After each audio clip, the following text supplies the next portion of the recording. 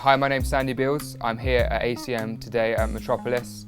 I'm endorsed by EBS bass amps and pedals, and I thought I'd answer a few questions and run through my gear for you.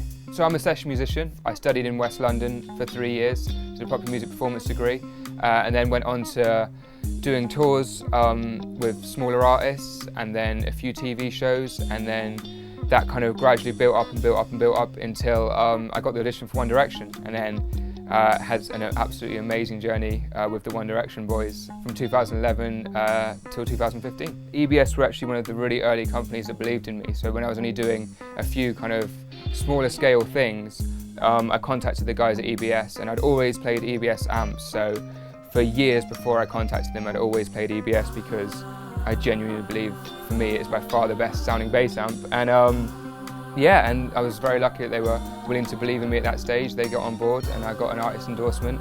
And yeah, been with them ever since. They're absolutely incredible amps. Being endorsed by the right companies is so important. So you need to go with an amp company that you feel like you really believe in and you like the sound. For me, EBS were always that. I can do a promo show anywhere in the world, a show anywhere in the world. Everywhere waiting for me on every stage is an EBS amp, and their tour support is absolutely incredible. They've been so amazing to me throughout the years.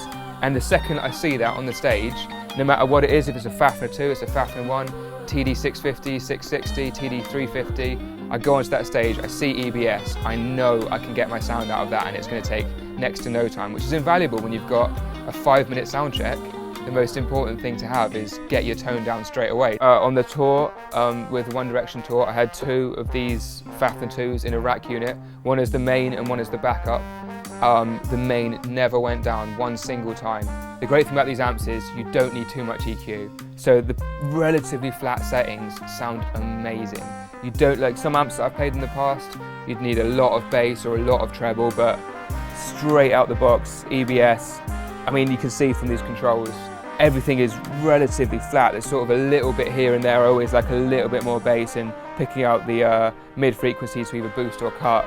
But you've got so many options, but honestly, I believe that the standard setting is pretty incredible, and they're so powerful. This Fafner 2 is incredibly powerful. I was just playing it in the room a second ago, and it's on sort of 1 out of 10, and it sounds loud in this room. So it's got so much headroom to go, and it's by no means limited by sound or anything. Their pedals are absolutely incredible too. Live, I use the compression, the octave pedal, the bass IQ envelope filter, and also the valve drive, which is also a DI. And then depending on what I'm doing or what session, sometimes I use the micro bass as well. The great thing about these Fafners is you've got so many options. So you've got a completely different drive channel here.